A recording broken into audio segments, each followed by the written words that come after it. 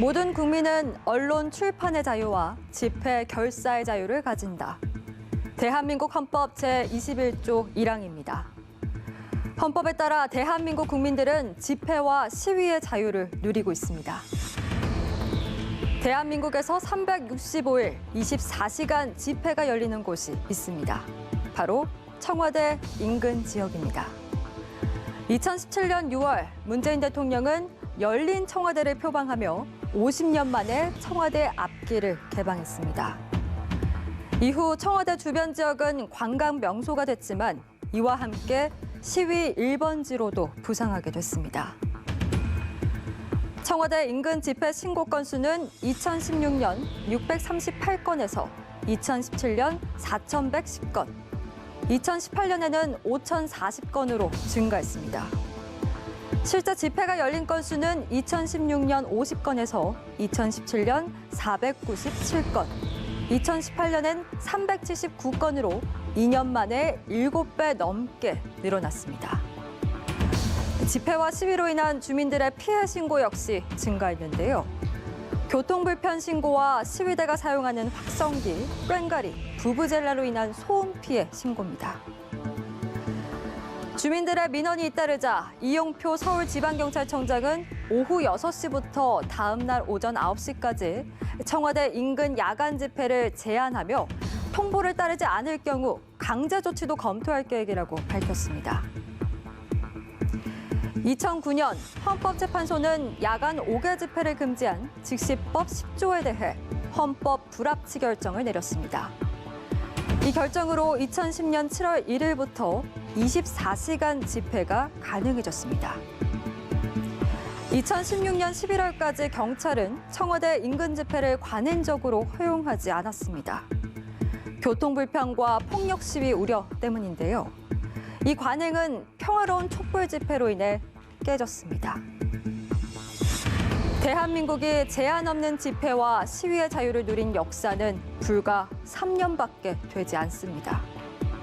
오랜 시간 수많은 사람들이 싸워 얻어낸 자유와 권리입니다. 그런데 한 가지 중요한 것이 있습니다. 시민으로서 자유와 권리를 누리기 위해선 그에 따르는 책임의식도 뒤따라야 한다는 겁니다.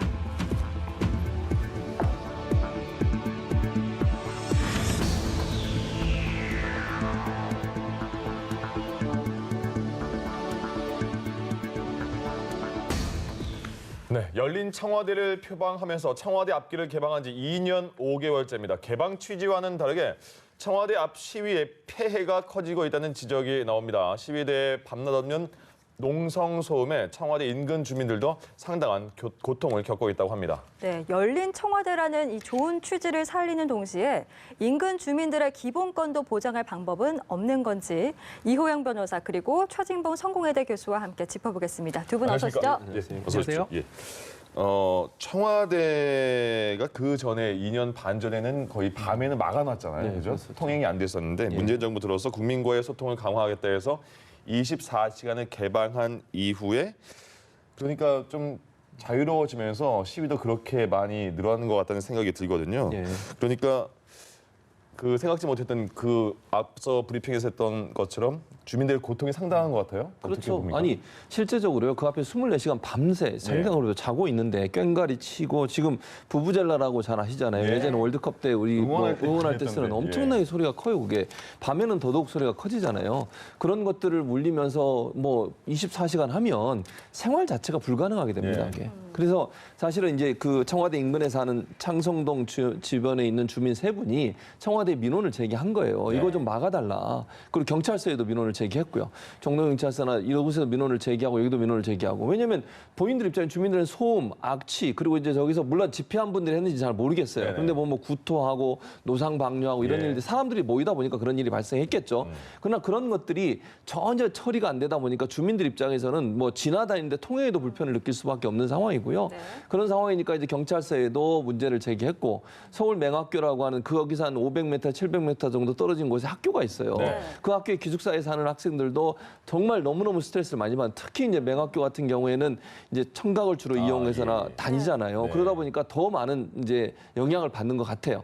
그런 부분들 때문에 생활이 근본적으로 안 되는 부분들을 문제를 제기했고 그래서 청와대나 아니면 경찰 입장에서도 이 부분을 법적으로 조금 더 적극적으로 검토할 필요가 있다. 왜냐하면 법에도 사실은 규정이 있습니다. 예를 들면 몇 데시벨 이상은 사용하지 못하도록 돼 있어요. 예. 소음을. 집회할 때. 그렇죠. 예, 예. 그런데도 지금 사실 우리 법에 규정하고 있는 데시벨을 넘어서는 소리들이 끊임없이 24시간 이루어진다고 하면 예. 그 자체는 사람들한테 엄청난 스트레스를 주고 피해를 주고 또 거기서 생업을 하시는 가게 운영하시는 분들은요. 사업 자체가 안 돼요. 운영 예. 자체가. 네, 네. 그런 상황이라고 하면 이렇게 주민들의 큰 피해를 주는 부분은 그러니까 집회, 결사의 자유는 보장돼야 되지만 네. 그것이 다른 사람에게 피해를 주는 범위까지 가는 것은 일정 부분 제한을 받을 수도 있는 것이 법적 취지라는 관점에서 본다고 하면 예. 이 부분은 뭔가 명확하게 규정을 만들고 세워야 된다. 그렇지 않으면 그냥 이걸 무작정 허가해 놓으면요. 이게 더 큰 문제로 발전돼 갈 가능성이 있다는 점에서는 이번 기회에 좀 규정을 명확하게 지킬 수 있도록 하는 장치가 필요하다는 생각이 듭니다. 네, 예. 그러니까 주민들의 기본권이 이렇게 훼손이 되고 있는 게 가장 큰 문제인데 사실 짚어주신 것처럼 집회 그리고 결사의 자유 역시 이제 기본권으로 보장이 돼 있기 때문에 어떻게 보면 기본권 대 기본권의 어떤 뭐 갈등이라고 해야 될까요? 이 부분을 좀 어떻게 해결을 해야 할지 좀 궁금합니다. 어떻게 해야 될까요? 그 말씀하신 게 이제 헌법학의 아주 주요한 이슈예요. 뭐냐면 기본권의 충돌입니다.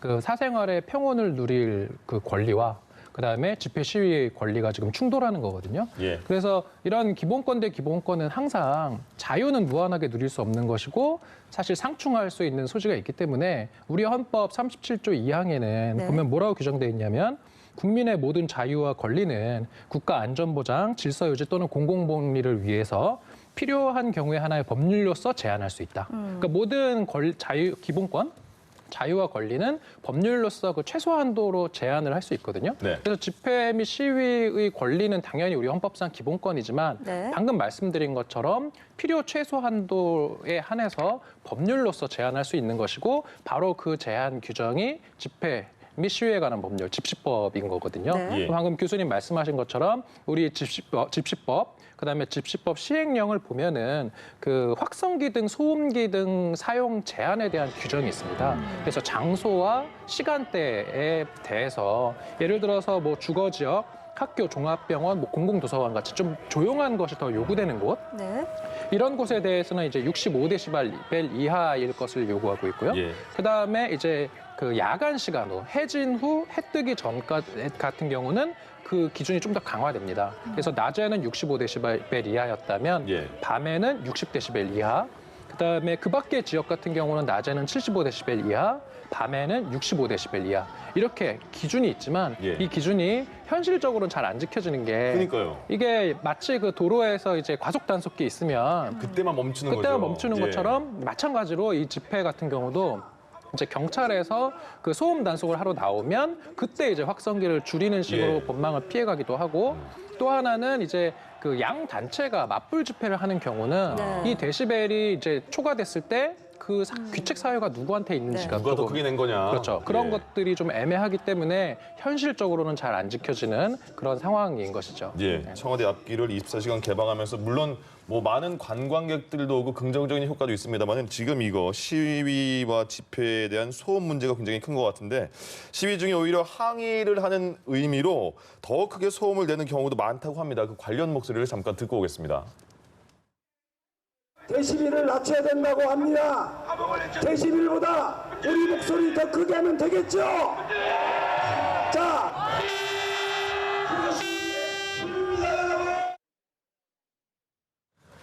알고 있네요. 그 시위하는 분들이 데시벨을 낮춰야 된다고 합니다. 데시벨을 더 높이자 이렇게 말을 하는 거 보면 네. 그 규정을 알고 있는데 네.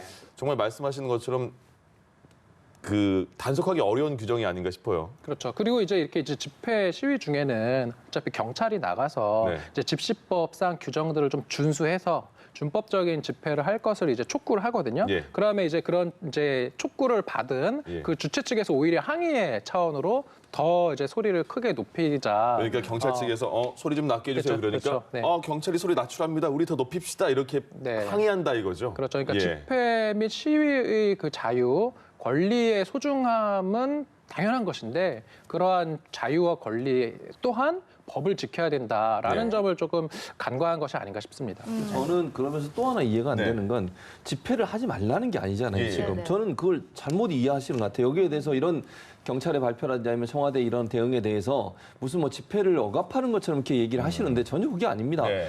규정된 법 안에서 집회를 하라는 거예요. 예. 집회를 하지 말라는 게 아니라 너무 시끄럽게 하거나 아니면 다른 사람의 기본권이 침해되는 행위까지 하는 것에 대한 문제를 제기하는 것이니까 예. 그 규정을 지키면 집회할 수도 있는 거잖아요. 또 하나 서울 맹학교 제가 아까 말씀드렸는데 그 맹학교 같은 경우에 학부모들이 문제를 제기했어요. 그래서 네. 종로경찰서에 이거 좀 금지해달라고 요청을 했더니 그 소식을 듣고 또 집회를 하시는 측에서 학교에 달려와가지고 항의를 하는 거예요 또. 예.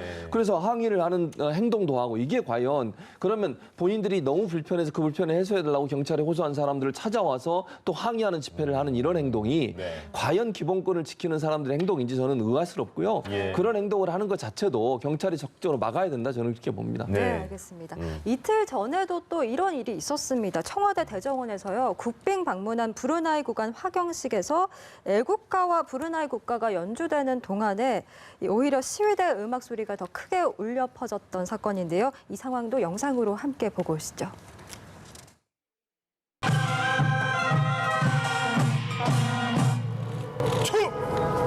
발끝!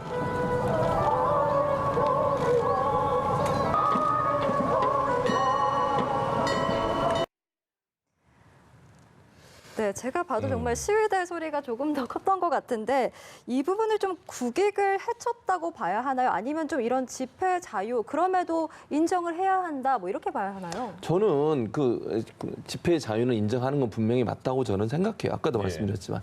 그러나 집회라고 하는 것이 청와대에서 요청을 했었고요. 그 당시에. 경찰에서도 와서 이 행사하는 동안만 조금 소리를 줄여달라고 요청도 했어요. 그렇습니다. 그럼에도 불구하고 그걸 전혀 받아들이지 않았다고 하는 것은 예. 이 집회하는 분들이 무엇을 위해 집회하는지 제가 잘 모르겠습니다. 정말 우리 국가, 저거는 여야를 떠나서 다른 나라 정상이 와서 우리나라 정상과 회의를 하고 회담을 하는 장소에 환영식을 하는 곳입니다. 그러면 그 시간 잠깐 멈춰주는 게 그렇게 어렵습니까? 그러게요. 집회를 하지 말라는 것도 아니고 집회가 뭐 원천 봉쇄된 것도 아니잖아요. 그 시간 동안만 최소한 외국 국왕을 우리나라를 위해서 온 사람이고 우리나라 좋은 관계를 맺기 위해서 우리나라를 방문한 사람이잖아요. 예. 그러면 그 행사하는 동안 잠깐 멈추는 게 그렇게 어려운 문제인지 무엇 때문에 대체 집회를 하는지 저는 도저히 이해가 안 되고요. 예. 정의용 국가안보실장이 직접 나가서 민망하고 황당했다는 얘기까지 하잖아요. 네. 그리고 요청도 했고 저는요 이게 집회를 하는 것도 물론 정치적으로 의견이 다르기 때문에 자기 의견을 내는 거 저는 존중해야 된다고 생각해요. 예. 그걸 뭐라고 하는 게 아니라 국가 이익을 위해서라면 여야를 떠나서 누구든지 한 마음으로 국가 이익을 위해서 노력해야 되는 거 아니겠습니까?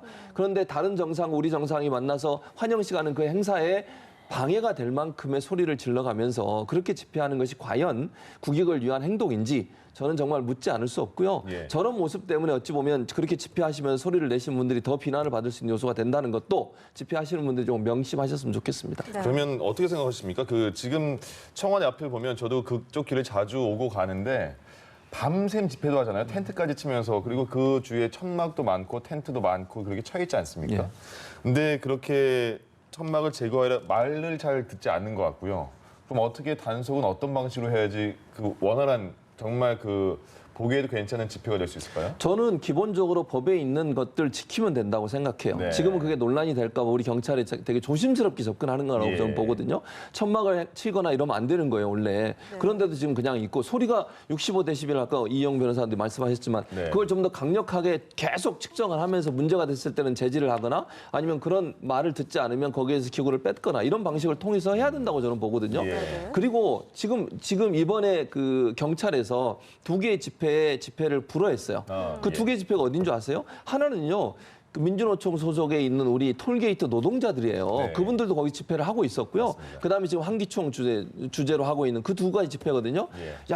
양쪽은 전혀 다른 얘기를 얘기하고 있어요. 어찌 보면 네, 진보 진영, 보수 진영이라고 얘기할 수 있는 거 아니겠습니까? 두 가지를 다 금지했다는 것은 형평성도 맞췄다고 저는 생각해요. 그게 어떻게 보수 진영만을 집회를 못하게 한 행동이라고 볼 수 있겠습니까? 그래서 저는 원칙에 있는 집시법에 있는 내용 그대로만 잘 지켜도 저는 문제는 해결된다고 봐요. 그게 어찌 보면 논란이 될 수 있겠지만 이게 경찰이든 아니면 정부 당국이든 진보 보수를 떠나서 법을 어기는 사람들에 대해서는 법을 지키도록 하는 제도적 장치들을 제대로 집행만 하면 네. 저는 어느 정도 해소될 거라고 봅니다. 처음에는 논란이 될 수 있지만 이게 어느 정도 정착이 되면요. 집회하는 분들도 그걸 지킬 수 있다고 생각을 해요. 그 충돌이 좀 있더라도 그런 부분들을 좀 함으로써 그런 건전한 집회 문화가 정착될 수 있도록 그건 진보 보수를 떠나서 어느 단체든 시끄럽게 하거나 아니면 원래 규정된 규정을 어긋나게 했을 때는 일정 부분 법의 제재를 받을 수 있다는 부분들을 명시적으로 보여줄 수 있는 행동들이 뒤따라야 된다 이렇게 생각합니다. 네, 네. 변호사께도 좀 같은 질문 드릴게요. 좀 이런 집회를 좀 제한할 수 있는 규정 어떤 것들이 있을까요? 지금 우리 집시법에 있어요. 그 현행 집회 및 시위에 관한 법률 제8조를 보면 그 5항에 나오거든요. 다음 각호의 어느 하나에 해당하는 경우에는 이제 그 집회나 시위의 금지 또는 제한을 통보할 수 있다. 이렇게 해서 그 사유가 뭐냐 하면은 이제 다른 사람의 주거 지역이나 이와 유사한 장소에서 집회나 시위로 그 어떤 심각한 재산 또는 시설의 피해가 발생하거나 사생활의 그 평온을 뚜렷하게 해칠 우려가 있는 경우 이러한 경우는 지금 현행법상 얼마든지 집회를 제한할 수 있고요. 그다음에 야간 집회 같은 경우는 원칙적으로는 허용이 안 되고 예외적으로 이제 미리 신고한 경우에 질서 유지를 위한 조건을 붙여서 이제 해가 뜨기 전이나 일몰 후에 집회를 이제 허용할 수 있다. 이렇게 되어 있거든요. 네. 그러면 우리 현행법에 의하면 당연히 이게 낮에 하는 집회 같은 경우라 하더라도 사생활의 평온을 현저하게 침해할 수 있는 경우는 제한할 수 있는 것이고요. 야간 집회 같은 경우도 얼마든지 제한을 할 수 있는데 다만 우리나라가 이게 민주주의 국가이고 그다음에 집회 및 시위에 관한 권리라는 게 결국 민주주의는 시끄러울 수밖에 없다. 그렇기 때문에 어떤 집회와 시위의 권리를 최대한도로 보장한다는 측면에서 제한을 최소한도로 했었던 것인데 이렇게 지금 불법이 집회 시위 과정에서 계속 반복이 된다면 당국의 어떤 법 집행도 다소 엄격해질 수밖에 없는 상황이 되기 때문에 집회와 시위의 자유를 진정 원한다고 한다면 적어도 현행법은 좀 준수하는 선에서 보수단체든 진보단체든 집회를 할 필요가 있다고 봅니다. 원칙적인 규정을 지켜야 된다는 거에 대해서는 두 분이 같은 말씀하셨는데 그런데 지금 교수님 그 청와대 앞에서 황교안 대표가 그 천막을 치고 이제 단식 투쟁을 하지 않고 있습니까? 지금 일주일째 하고 있는데 사랑채에서 하고 있나요? 지금 사랑채 앞쪽에서 하고 앞쪽에서 하는 거죠. 그게 보니까 황교안 대표 측이 천막을 설치했고 이제 청와대 측에서는 규정상 이거 철거해야 된다 이렇게 말을 했더니 또 황교안 대표 측에서는 문 대통령이 인권 변호사라고 자처하면서 이게 말이 되느냐 이렇게 다시 말을 하고 있거든요. 이건 규칙상은 철거가 맞는 거죠. 그렇죠. 법상 철거해야 되는 그럼 거죠. 어떻게 해야 되는 겁니까? 저는 철거해야 된다고 봅니다. 왜냐하면 예외가 있어서는 안 돼요. 황교안 대표니까 예외를 둬보세요. 다음번에 누가 저기다 천막 치잖아요. 뭐라고 하겠습니까? 황 대표는 해주고 왜 나는 안 해줘? 이렇게 나오지 않겠어요?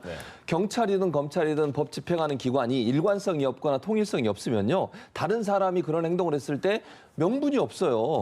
황교안 대표는 야당 대표니까 그냥 해도 되고 다른 일반인들이 와서 텐트 치는 건 안 된다. 이렇게 어떻게 얘기할 수 있겠습니까? 저는 그래서 원칙을 얘기한다고 생각하고 저는 원칙을 얘기하기 전에 법을 만드는 당이라고 하는 게 정당이 뭐 하는 데입니까? 법 만들고 법을 만들어서 국민에게 정말 행복한 삶을 만들어주는 게 목적 아니겠습니까? 그 목적을 하는 정당의 대표라는 분이 법을 어기면서까지 저런 행동을 하는 것이 과연 타당한가 하는 부분을 스스로 돌아보셔야 한다고 생각을 해요. 집회 결사의 자유를 누리기 위해서는 현행 법에 어긋나는 행동을 하지 않는 범위내서 해야 한다고 저는 보거든요. 그것이 어찌 보면 국민들의 호응을 더 얻을 수 있는 부분이라는 생각이 들어요. 그래서 저렇게 지금 인권 변호사 얘기할 문제가 아니라고 봐요. 인권 변호사든 인권 변호사가 아니든 상관없이 모든 사람은 법 앞에 평등해야 됩니다. 그게 야당 대표니까 그 평등의 범위를 넘어선다는 말도 안 되고요. 또 하나 제가 민주주의 얘기하면서 자꾸 야당에서 민주주의 얘기하면서 얘기하시는데요. 민주주의 선진국이라고 하는 미국이나 유럽에서 저렇게 집회하면 가만둡니까? 그렇게 집회 안 합니다. 미국에서는 법적 규정을 지키면서 해요. 소리를 지르거나 그리고 거기서는 다 체포에 가면 체포에 당합니다.